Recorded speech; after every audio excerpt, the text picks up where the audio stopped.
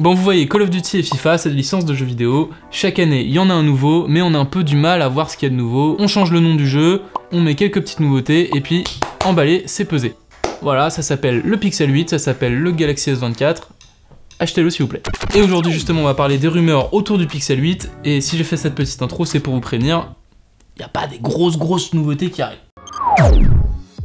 Bon, en gros, Google, depuis le Pixel 6, ils se prennent plus trop la tête, ils ont trouvé leur design qui est très reconnaissable avec la barre à l'arrière, et donc ils le reprennent d'une année sur l'autre. A priori, pour le Pixel 8, ça va être le cas, on va retrouver le design qu'on connaît déjà, un petit peu modifié, et du coup, du fait de ce changement, on aurait des coins un peu plus arrondis sur l'écran, ce qui ferait un écran légèrement plus petit, mais bon, c'est du détail. Sur le modèle Pro, on aurait 3 changements principaux. Déjà, l'écran deviendrait tout plat et puis incurvé, ce qui semble être un peu la mode. On attend aussi peut-être ça du S24 qui arrive bientôt. On retrouvera aussi des coins arrondis comme sur le modèle de base, ce qui est logique pour avoir une continuité dans la gamme. Et troisième évolution, attention, accrochez-vous, c'est un changement de maboule.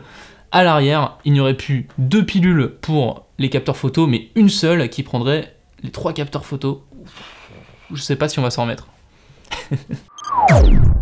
Bon, vous avez compris l'idée, il faut pas s'attendre à un changement radical cette année au niveau du design. En revanche, il y a des petits détails sur la fiche technique qui sont quand même intéressants à regarder de plus près. Déjà, le modèle de base, il passerait en 120 Hz, ce qui est quand même un changement de taille, puisque jusqu'ici c'était quand même une des faiblesses du Pixel 7 qui était bloqué en 90 Hz. Également, le taux de rafraîchissement devrait pouvoir descendre jusqu'à 10 Hz sur le Pixel 8 et jusqu'à 5 Hz pour le Pixel 8 Pro, ce qui devrait économiser un petit peu de batterie. À signaler également sur la taille de l'écran, elle ne bougerait pas du tout sur Pixel 8 Pro, on passerait sur 6,7 pouces. En revanche, le Pixel 8, il passerait sur 6,17 pouces, ce qui est quand même plus petit que les 6,3 pouces de l'année dernière. Bon, ça va pas changer totalement l'expérience, mais voilà. Sur la photo, vous le savez, Google, c'est quand même leur spécialité, c'est là où ils sont particulièrement attendus. Rappelons que le Pixel 7, c'est quand même le meilleur smartphone en photo dans sa gamme de prix. Donc on attend du très lourd de la part de Google. A priori, le changement le plus radical, ce serait un nouveau capteur, l'ISOCELL GN2. Son principal atout, c'est qu'il serait plus grand, ce qui lui permettrait de capter 35% de lumière en plus, ce qui devrait permettre d'avoir des photos de nuit encore plus époustouflantes. Autre petit changement qui n'est pas encore très sûr parce qu'il y a des rumeurs un peu contradictoires, mais je vous le mentionne quand même, c'est que la manière dont l'HDR fonctionne sur les pixels pourrait évoluer. Bon, c'est un peu technique, mais je vous explique. Jusqu'ici, les pixels, ils prenaient 3 photos avec des expositions différentes et ils assemblaient à partir de ça. Désormais, ils pourraient passer à 5 photos, ce qui devrait permettre d'avoir quelque chose d'un petit peu plus fin. Bon, vous le savez, là où Google, ils sont vraiment très forts, c'est sur l'utilisation de l'IA pour rendre leurs photos encore plus époustouflantes et apporter plein de nouvelles fonctionnalités. Cette année, ça devrait être vraiment concentré sur la vidéo. On devrait avoir Photo and Blur, qui est l'option qui permet de déflouter une photo après l'avoir prise, qui passerait ce coup-ci en vidéo. Donc c'était déjà époustouflant sur de la photo, on avait une photo complètement floue et il n'y avait plus de flou. Et bien cette année, on devrait avoir la même option sur de la vidéo. L'autre petite nouveauté qu'on attend, c'est l'Audio Magic Eraser. C'est une fonctionnalité qui devrait permettre de retirer des sons parasites dans une vidéo. Là aussi, complètement fou, on a très hâte de pouvoir tester ça s'ils le sortent vraiment cette année. Bon, passons rapidement sur les performances, on sait que Google c'est pas leur grand truc. Évidemment, il devrait y avoir une nouvelle puce cette année qui s'appellerait le Tensor G3. A priori, c'est encore un Exynos de chez Samsung, un petit peu revu et corrigé. Bon, ceux qui suivent beaucoup la chaîne le savent sûrement, Exynos c'est pas forcément les puces les plus puissantes ni les plus fiables, donc il y a peut-être un petit peu d'inquiétude là-dessus. Maintenant, on sait que Google, normalement, c'est quand même plutôt bien vérifié quand ils sortent une puce, elle est plutôt carré. Enfin donc ne vous attendez pas à un foudre de guerre. Pour jouer aux jeux vidéo, ça devrait pas être le meilleur téléphone du marché. Quoi qu'il en soit, vous l'aurez compris, les Pixel 8, c'est vraiment des petits pas par rapport au Pixel 7, il n'y a pas des gros changements à attendre. On l'a dit, Google, ils n'ont pas envie de faire des gros changements pour ce Pixel 8, et ça se retrouve notamment sur la charge, qui devrait évoluer de 4 watts cette année. Complètement ouf. On passerait donc à 27 watts pour le Pixel 8 Pro, et 24 watts pour le Pixel 8. Voilà, ça reste quand même pas très rapide. Bon, où va Google avec ses Pixel 8 ? Clairement, on sent qu'ils n'ont pas envie de tout bouleverser, et on les comprend. Depuis les Pixel 6, ils ont quand même des très bonnes critiques, y compris chez nous, chez Frandroid. C'est des smartphones qu'on conseille, qu'on aime beaucoup. Et si on les conseille, c'est notamment pour la question du prix. En général, ce sont des smartphones qui sont très intéressants pour leur prix. On a 650 € pour le Pixel 7 et 900 € pour le Pixel 7 Pro. C'est peut-être le seul truc que Google aurait décidé de vraiment changer pour les Pixel 8. D'après certaines rumeurs, ils gagneraient 50 $ sur le prix aux États-Unis. Mais en fait, je pense que c'est pas très grave. Google, ils ont bien le droit de rajouter 50 $ sur un smartphone. on continuera à acheter des pixels parce qu'ils garderont ce qui fait vraiment leur spécificité. Les raisons pour lesquelles on achète des pixels en 2023, elles ne bougeront pas, ce seront toujours les mêmes quel que soit le prix.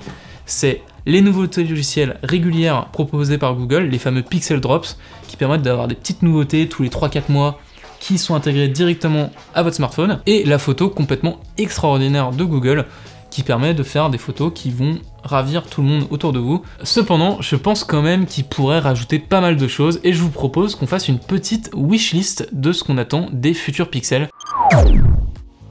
Moi, ce que je voudrais voir sur un pixel, peut-être les pixels 9, peut-être les pixels 10, c'est un meilleur écran. À chaque fois qu'on fait des tests d'écran sur les pixels, on est un peu déçu. Ils ont des écrans qui sont pas aussi avancés que ce qu'on peut voir chez Samsung, que ce qu'on peut voir chez Apple, que ce qu'on peut voir même partout ailleurs. En général, ils ont un petit train de retard, notamment sur la colorimétrie. Ils n'ont jamais 100% du DCI-P3, ce qui est un spectre colorimétrique qui aujourd'hui est complètement maîtrisé par toute la concurrence.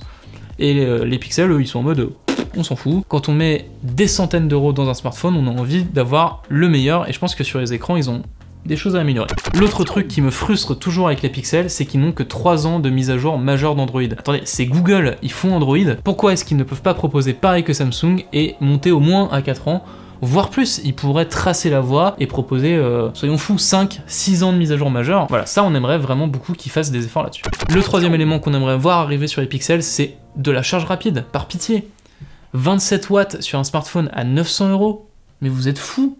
Je sais qu'Apple ils sont autour des 20 watts, mais s'il vous plaît, c'est quand même aujourd'hui un confort d'avoir cette charge rapide, on s'y habitue et ça commence à faire vraiment vieillot quoi. Le quatrième élément, c'est la puissance, on l'a dit tout à l'heure. Les puces des pixels, c'est pas franchement celles qui vont éclater les benchmarks. En général, ils sont quand même bien en retard sur tout le monde. Il y a des gens qui vont vous dire on n'achète pas un pixel pour jouer aux jeux vidéo, mais moi j'ai envie de dire pourquoi pas aussi quoi.